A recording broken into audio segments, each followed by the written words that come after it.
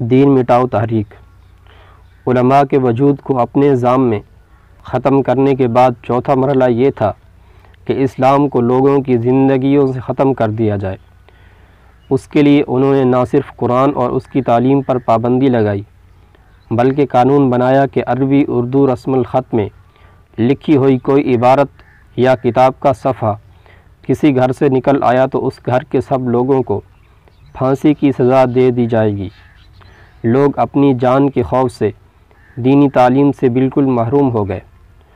ازبک اور تاجک زبان کے حروف ابجد عربی زبان سے ملتے تھے، انہوں نے ان کو بھی بدل ڈالا اور روسی زبان مسلط کر دی تاکہ ان کی آنے والی نسلیں دینی علم سے محروم ہو جائیں۔ عورتوں کو سر پر کپڑا لینے سے روکا جاتا۔ اسکول کالج جانے والی بچیاں اگر سر پر کوئی کپڑا لیتیں تو پولیس والے ان کو بازار میں کھڑا کرتے اور سر سے کپڑا اتار لیتے، پھر اگر ان کے بال لمبے دیکھتے تو کینچی سے بال کاٹ دیتے۔ لوگوں کو یہ تعلیم دی جاتی کہ مذہب افیون کے نشہ کی مانند ہے۔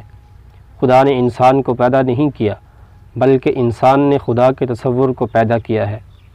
ساتھ یہ بھی تعلیم دیتے کہ انسان کی کچھ ضروریات ہیں جن کو پورا کرنے میں اسے شرم محسوس نہیں کرنا چاہیے۔ مثلا جہاں بھوک لگے وہاں کھانے میں کیا شرم، جہاں پیاس لگے وہاں پینے میں کیا شرم، جہاں نیند آئے وہاں سونے میں کیا شرم، اور جہاں شہوت محسوس ہو وہاں کسی قریبی لڑکی سے جماع کرنے میں کیا شرم۔ موسیقی کو اس طرح عام کیا گیا کہ ہر گھر کے اندر ریڈیو کا ایک ریسیور لگوانا اور اسے ہر وقت آن رکھنا ضروری تھا۔ حتیٰ کہ چند ایک مساجد میں جو دکھانے کے لیے باقی رکھی گئی تھیں ان کے محراب میں بھی یہ سپیکر لگوایا گیا۔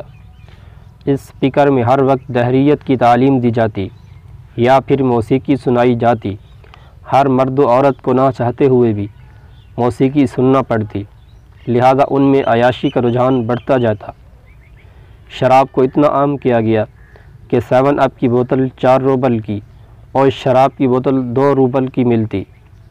عام لوگ مجبوری کی وجہ سے 7 اپ کی بجائے شراب پیتے۔ شراب اس لیے عام کی گئی تاکہ شرم و حیا معاشرے سے ختم ہو جائے، لوگوں کے ذہن سے دین کا نام و نشان ختم ہو جائے۔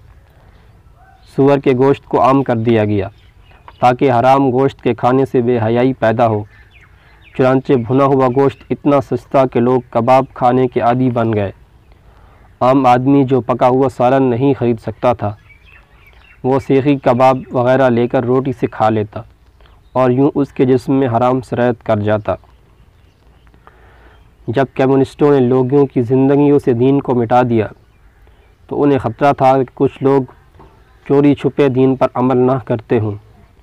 اس کے لیے انہوں نے انقلاب کے 30 سال بعد ایک مرتبہ اعلان کیا کہ ہم عبادت کرنے والوں پر نرمی کرتے ہیں، ہر بندہ اپنی مرضی کے مطابق عبادت کرے۔ مسلمان اس اعلان پر بہت خوش ہوئے۔ آہستہ آہستہ لوگوں نے گھروں میں نماز پڑھنی شروع کر دی۔ خفیہ ایجنسیاں ان کی رپورٹ بناتی رہیں، 3 سال تک فہرستیں بنتی رہیں، پھر اچانک ایک دن ان تمام لوگوں کو گرفتار کر کے قتل کر دیا گیا جو دین کا نام لیتے تھے۔ اس آپریشن کے بعد کمیونسٹ لوگ بہت خوش ہوئے کہ اب ہم نے دین کا نام و نشان بھی مٹا دیا ہے۔ کمیونسٹ حکمرانوں نے اپنے نظام کو ٹھونسنے کے لیے عوام الناس کا بیرونی دنیا سے رابطہ بالکل کاٹ دیا۔ اول تو باہر کا سفر کرنے کے لیے پاسپورٹ ہی نہیں ملتا تھا، اگر کوئی لے لیتا تو اس کے پیچھے خفیہ ایجنسیاں لگ جاتی۔ ہر آدمی پر خوف مسلط رہتا، میاں بیوی ایک دوسرے کی مخبری کرتے، حتیٰ کہ سگے بھائی بہنوں کو ایک دوسرے پر اعتماد نہ رہا۔ یوں ایک گھر میں رہنے والوں کا بھی ایک دوسرے سے پتہ کاٹ دیا گیا۔ ان تمام اذیت ناک باتوں کو سننے کے بعد فقیر نے یعنی پیر صاحب نے مفتی صاحب سے سوال کیا کہ آپ یہ بتائیں کہ پھر 70 سال کے بعد بھی دین کے آثار کیسے بچے؟ مفتی صاحب نے ٹھنڈی سانس لے کر بتایا، کمیونسٹ لوگوں کی حکومت عوام کے جسموں پر تھی، عوام کے دلوں پر نہیں۔ جو لوگ دل میں ایمان کا نور رکھتے تھے انہوں نے اپنے ایمان کو مخفی رکھا اور قلبہ مطمئن بالایمان والا درجہ پایا۔ روسیوں نے ان کا سراغ لگانے کے لیے ہر ممکن کوشش کی، بعض پکڑے گئے اور بعض تک ان کی رسائی نہ ہو سکی۔ مثلاً میرے والد صاحب بہت بڑے عالم تھے، انقلاب آتے ہی انہوں نے اپنی وضاحت ایسی بنا لی جیسے انہیں الف بے بھی نہیں آتی۔